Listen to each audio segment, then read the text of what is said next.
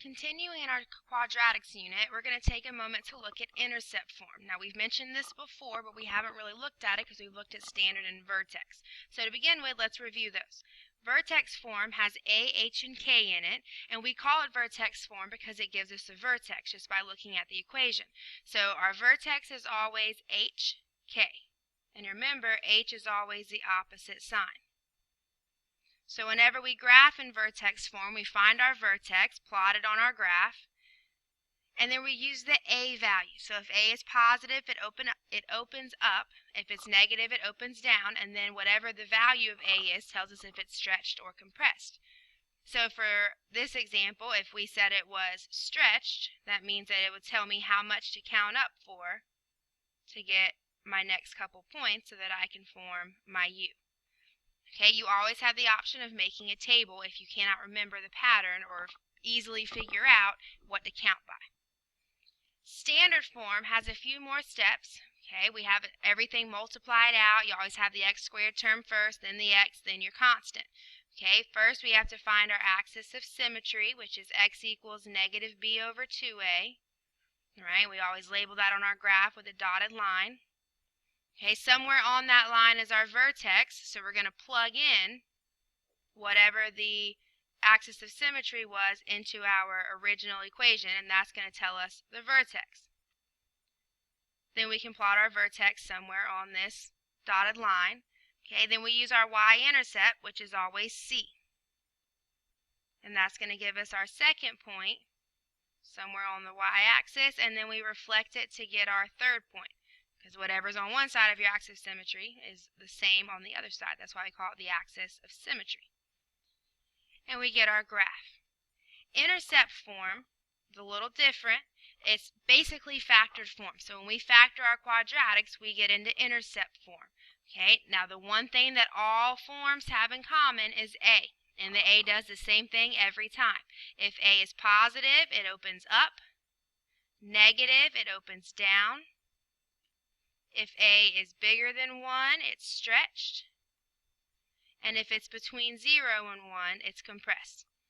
That's been the common denominator between all three of our forms. Then we've got a P and a Q. All right, so we use P and Q because we don't want to use any repeating letters. So this P and Q, these are going to be our roots. All right, so P and Q are the roots of our equation. Right, and that's also our x-intercepts. Right, so that means we have x-intercepts at p comma 0 and q comma 0. Right, that's why we call it intercept form, because just like vertex form gives us a vertex, intercept form gives us our intercepts. Now, if we think about what it means to be an x-intercept, we sketch a graph. If I have intercepts at 2 and negative 2, right, they're symmetrical in my graph. And because they're symmetrical, that means halfway between them has to be the middle of my graph, which is the axis of symmetry. So for this example, it would be the y-axis. That's the middle. And we know that on that dotted line is my vertex. So if I'm in intercept form, I can plot my two x-intercepts, find the middle, and that's going to be the axis of symmetry. All right, so the way we find the axis of symmetry is just adding them and dividing by 2. Finding the middle ground between our two roots. And remember, inside parentheses is going to be the opposite sign, so both of these are opposite signs, just like that H in the vertex form. Okay, so we add our two roots, divide them by 2, that's going to give us the axis of symmetry. Well, just like standard form, once you know the axis of symmetry, you can plug it in to find your vertex. Alright, so we're going to plug it into the original equation. That's going to give us the vertex, and then I can plot my vertex somewhere on my axis of symmetry. Well, then I have 3 points. Oh, that was a hot mess. Then I've got 3 points that we can connect, and there's my parabola. Alright, so let's do an example. Okay, we've got y equals 2 times x minus 3 times x plus 5. So my A is 2. That tells me that my graph goes up and that it's stretched. Right. My roots, I have x equals 3 and x equals negative 5. So those are my two x-intercepts at 3, 0 and negative 5, 0. And then to find my axis of symmetry, I just add them together and divide by 2. So 3 plus negative 5 divided by 2, right? And this is x equals, can't forget the x. 3 plus negative 5 is negative 2, and negative 2 divided by 2 is negative 1. So my axis of symmetry is at negative 1. So let's go ahead and take a second to graph all this. So to start with, I've got negative 3, 0, put a point. That's positive 3 and negative 5. Let's try that again. Put a point. All right, I know my axis of symmetry is at negative 1. And if you notice, that's halfway between those two x-intercepts. Right now I want to find my vertex by plugging in negative 1 to my original equation. So we've got 2 times negative 1 minus 3 times negative 1 plus 5. I'm plugging it in for both of my x values. Okay, negative 1 minus 3 is negative 4, and negative 1 plus 5 is positive 4. 2 times negative 4 is negative 8, and 8 times 4, or negative 8 times 4 is negative 32. So my vertex is at negative 1, negative 32. And I'm not going to count 32 out, but we'll say right here is negative 32. Put my point. I have 3 points, so I can connect them. And there's my u. All right, just to practice, domain, every quadratic is all real numbers. And the range for this one, I start down here at negative 32, and then it goes up forever. So I'm going to positive infinity. We put a bracket around the negative 32. So that's graphing in intercept form. And the other thing we're going to look at in this video is going to be going between the different forms. So if I'm in intercept form, right, and I want to go to standard or vertex form, for starters, that A of 3 is going to be the same A in vertex form and the same A in standard form. Right? So if I wanted to, I could go ahead and find my vertex, right? We start with the axis of symmetry if I was trying to go to vertex form. All right, so we've got P plus Q divided by 2. So we've got a positive 1, right, opposite sign, and then Q would be negative 2. So 1 plus negative 2 divided by 2. Well, 1 minus 2 is negative 1. So we have negative 1 half. All right, now I'm going to take this negative 1 half and plug it back in. Fractions. So I have negative 1 half minus 1 times negative 1 half plus 2.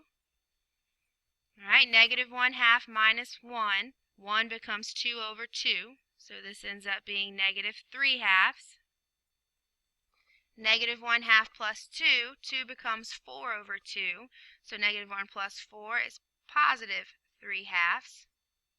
And then just multiply straight across. So 3 times 3 is 9, times 3 is 27, and this is going to stay negative. And 2 times 2 is 4. All right, so my vertex is at negative 1 half, negative 27 over 4. Well, for vertex form, this is my H, this is my K, and my A is up here. So that's all I need to write it in vertex form. So we would say y equals my A of 3 times x. Now here my h is negative, so I have to change the sign to put it in my parentheses. So we say plus 1 half squared, and then negative 27 over 4 on the outside. So that was vertex form. Standard form, we're just going to multiply it out. So I'm going to start by multiplying 3 times x minus 1. So you have 3x minus 3 and x plus 2. All right, FOIL or box. So if we FOIL, 3x times x is 3x squared. 3x times 2 is 6x. Negative 3 times x is negative 3x. And negative 3 times 2 is negative 6. Combine my like terms and we get 3x squared plus 3x minus 6. And that is standard form. So for vertex form, you need h and k and your a. So we give in the a, find our vertex to find h and k, plug it in. Standard form, we're just going to multiply it out. There are no parentheses in standard form. If I'm in standard form, to go to intercept or to vertex form, again, vertex form, I need my vertex and my A. Well, the A that I've got here, there's nothing there, so that means A equals 1. So that's the same A in both of these forms. All right, so to go to vertex form, I need the vertex. To find the vertex in standard form, we start with the axis of symmetry, and this is negative B over 2A. So for this one, B is 2, so that's negative 2. A is 1, 2 times 1 is 2. Negative 2 divided by 2 is negative 1.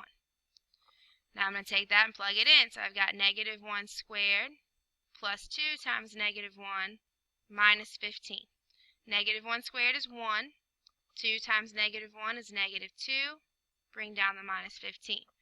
1 minus 2 is negative 1 minus 15 is negative 16. So my vertex is negative 1, negative 16. I'm going to go right in vertex form. We say y equals, my A is 1, so I don't have to put anything there. Then I'm going to say x, change the sign, plus 1 squared minus 16. And there's vertex form. Intercept form, remember we also called it factored form. So I'm just going to factor this, right? This one is a plain Jane trinomial, A equals 1. So I just need to multiply to C, add to B. So if I want to multiply to negative 15 and add to 2, I'm going to use a 5 and a 3. They're 2 apart. One of them has to be negative. Well, I want to add to a positive, so I want my bigger number to be positive. All right, so here is my factored form. A is 1. That's intercept form. And our third option is to go from vertex form to standard or intercept. So remember, standard form has no parentheses, so we're just going to multiply everything out. Now, order of operation tells us that we need to do exponents first. So we need to do x minus 1 times x minus 1. This is a binomial, so I have a subtraction in there. I cannot distribute the 2. All right, so x times x is x squared. X times negative 1 is negative x. Negative 1 times x is negative x, and negative 1 times negative 1, positive 1. Alright, so then this simplifies, combine my like terms, x squared minus 2x plus 1. Now that was just the parentheses. I've still got a negative 3 out front and a positive 3 at the end. So now I'm going to distribute my negative 3. So you have negative 3x squared plus 6x minus 3 plus 3. Don't forget this plus 3 on the outside. Combine my like terms, negative 3 and positive 3 end up canceling. So I'm left with y equals negative 3x squared plus 6x. Right, and that is standard form.